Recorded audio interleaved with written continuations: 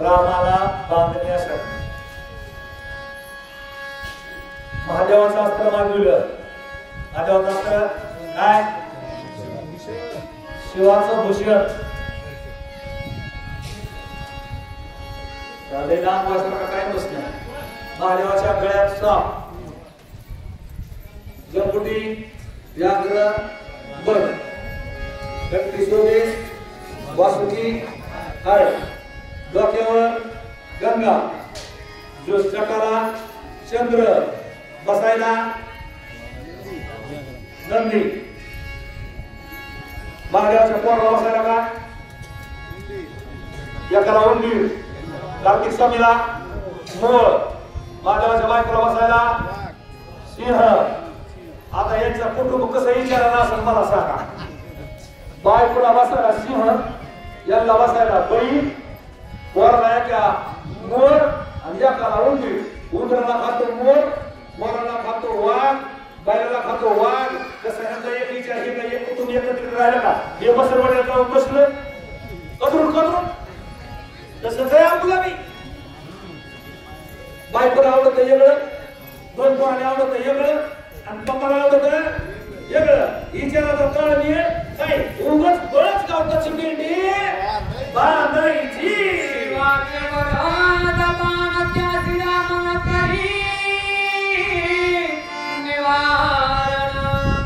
नित्य होण्याची शिवाच्या निधाने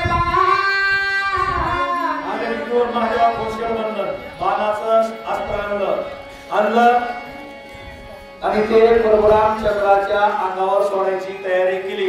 परशुरामचंद्रानं धनुष्यबाण खाली ठेवलं. इंद्रजिताला भिवून ठेवलं का मालकासाठी ठेवलं? बघा, इंद्रजिताला भिवून नाही ठेवलं. महादेवाचं वचन खोटं होईल. माझ्या देवासाठी देह जावा तवा राहो.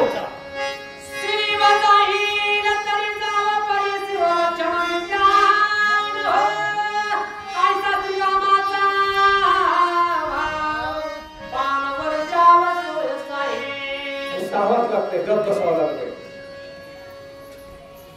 एखाद्या मुलाला सात्विक बरं का, काय सात्विक आणि असात्विक मुलं बी असतात ना. सात्विक मुलाला गुन्हा नसताना जरी बापानं चापट मारली तरी ते सहन करतं थोडे महाराज. आणि एखादं उर्मट मुलगा कसं आहे, उर्मट मुलगा माणसाचा येऊ नाही पण आल्यावर कुठं चुकून देता येत नाही. सात्विक मुलाला चुकून जरी बापानं चापट मारली तरी ते जगसिक मुळमुळ रडत पण माघारी बोलत नाही. आणि उर्मट मुलाला नुसतं उलट बोलून बघा, ती महागारी फटका उघडल्याशिवाय राहत नाही. मला सांगायचंय, महादेवाचे बाण दुर्जनाच्या हातातून आले तरी सुद्धा रामानं सहनच केले.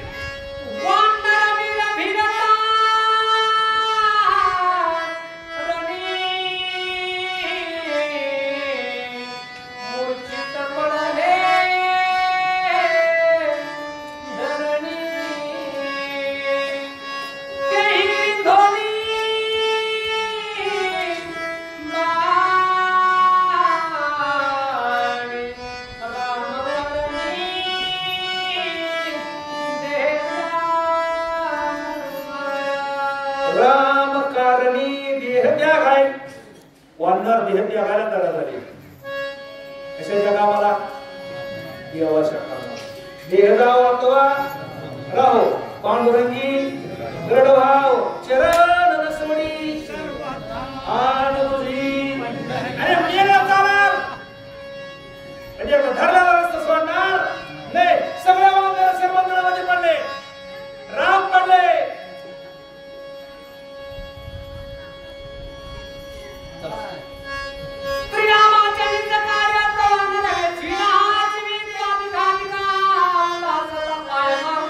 रामाच्या कार्यासाठी एक एक वानर आडवा पडलेला. वानरच नाही, मेर होत्या, या सुद्धा आडव्या पडलेल्या. जाऊ दे, वीर पडले. राम सुद्धा देहे चिंता सहकार्यात ठोका ठोकमय प्राप्ती पडली जाते नास्ते आडवते नरकांत मरावा मरणाचे आमचे आपण काय वाचवतो काळ देहासी आला आम्ही आनंदे नाच सुगाव अरे काळ जरी आला तरी आम्ही वारी सोडणार मी आलो तरी पंढरीच्या वाटीनं मरो कीर्तनात मरो अरे कीर्तनात मरायला भाग्य लागतं भाग्य कोणाचा विस्काम आहे का हे आपल्या रामकृष्ण बाबा बरोबर बरोबर नाही मला वाटतंय कीर्तनात रामायण सांगताना मला घ्यावा एवढं पुण्य केलं नाही तो अजून कुणाचं विचार आहे का आणि एक मुस्लिम महात्मा कीर्तन ताजुद्दीन महाराज कीर्तन करता करता स्टेजवर नारदाच्या गादीवर देह सोडला वाजरा म्हणले अरखरी जाऊन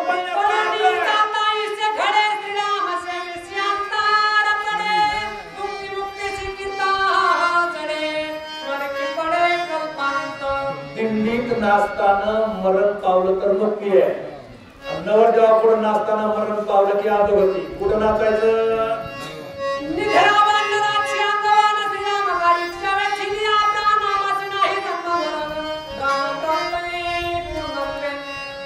पूर्णत्व अवस्था होती अहो साधूच्या सानिध्यात देवाच्या सानिध्यात त्यांच्या संगतीत मरण आलं तरी मुक्तीच आहे बरोबर आहे नाही आणि त्यांचा त्याग करून परपंचात जाऊन जीवन जगण्यापेक्षा ते नरकात बसल्यापेक्षा जिवंतपणे नरकात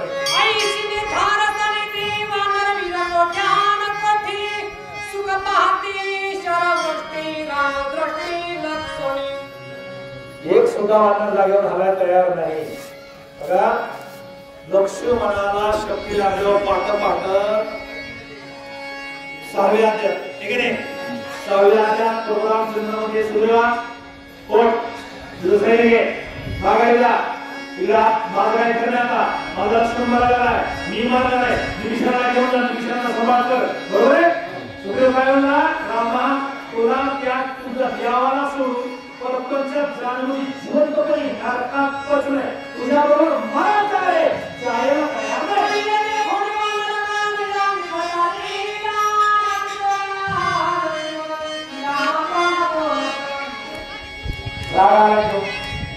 हे शेर कशाचे आहेत का आता मुळावर बाळ कशाचे सर्पाचे रामाने सर केले अहो बाळ कसं तो मोठा सापाला लावलं मोठा साप कसा काय बसला इथं मोठा साप बोले लक्ष्मण अरे बडी बसली छोटी बसली को खाते अरे छोटी बसली ने बड़ी बसली को खाने का प्रयास किया तो कोई हो कैसी सह सकती है हाँ अरे जब समय में बदले लक्ष्मण रावला मन हिंदीला पहिले आखे वाला कन्या कन्या तरी उदारवान तुझाई रुपये करदारू वाचा पण काय पासी लक्ष्मण मला दादा तू सहन करशील आपलं सहन होत नाही आता फुकट बाळ लावला बघा सगळ्यांना तुमच्या तरी गाणे हिसाब लावला सगळ्यांना तुमची मला माझं काय वाटतं पण तुझी काय वाटत नाही आणि तू खुशाल म्हणतो का बस मारवाला राक्षसाची माया हे मला पाशी प्रियमय लक्ष्मणाची कोय सदा शिकाम हे मला तुझे व्यवस्थाच का सगळे राक्षस मारायची ताकद तुझ्या कृपेनं माझ्याकडे आहे तू मार खा म्हणला आपण मार खाणार नाही मी एकाची मी लक्ष्मण मी खाल्लं कसला त्यावेळेस रामाने त्याच्या पाठीवर हात फिरला दोन हात फिरला त्या सांगितलं बाबा बाबा जरा पुढे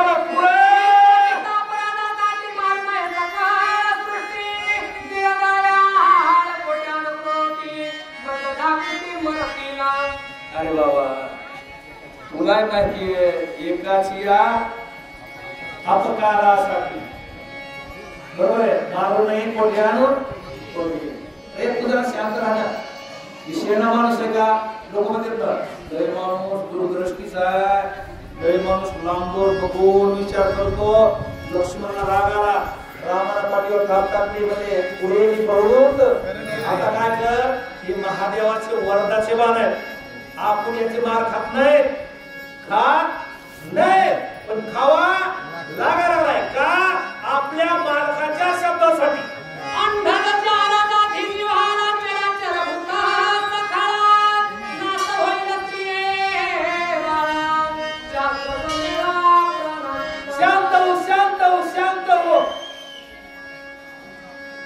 सगळ्यात मोठा माणसाचा दुश्मन असेल तर कोण?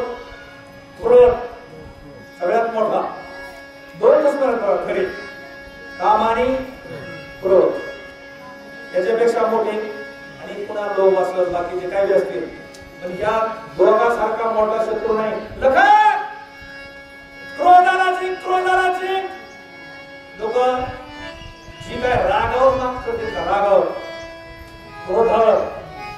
आमच्या राजकुमार एक वेळेस मी विचारलं, अक्कल काय खाती? आमच्या राजकुमारानं बरोबर उत्तर दिलं, दम खाती. काय खाती? किती बी राग आला आणि जो रागात दम खातो त्याच्यासारखा शहरात जगात कोणी नाही. तो राग शांत झाला, पुन्हा डोकं लावून त्याचं काम कर. पण रागाच्या भरात एखादा शब्द चुकीचा गेला, हंता मेलं, मारता गेलं, बायकोला मारा गेला का फटक्यात बायको मी बरं तिथं लिहिली, आमच्या आणि पुन्हा रडत बसलं. पुन्हा काय माझा राग आहे, मारा काय झालं, बायको मिली मला बस बोललं. ऐसे शास्त्राचे महिमान प्राण करणे पेरान आणि कळत माझे वचन सावधान अवधान. मूर्खाच्या तोंडाला तोंड लावायचं. एखादं मूर्ख तुमचं जवळ घ्या आणि ते राशीला आले आणि ते आपल्याला शिव्या देऊ लागले, मग आपण त्याला शिव्या द्यायच्या नाही. एकदा मी बायकोला 2 शिव्या दिल्या. मूर्खाचं बायकोला रागाला, मला राग येतो ना, नवरा म्हणलो अहंकार आहे ना, नवरा म्हणजे कशा अहंकार आहे मला बोलत नाही. 2 शिव्या दिल्या की म्हणजे चांगला महाराज की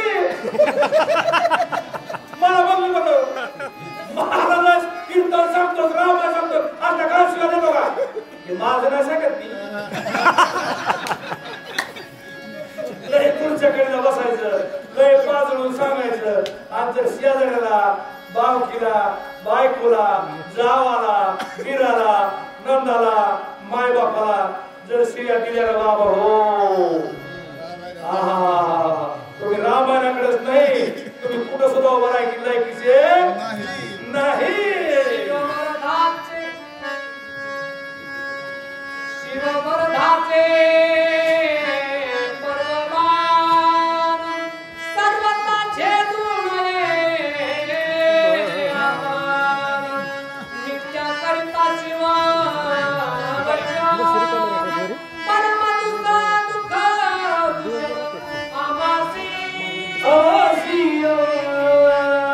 संताजी हे बाई हमारा सर्व भावेदा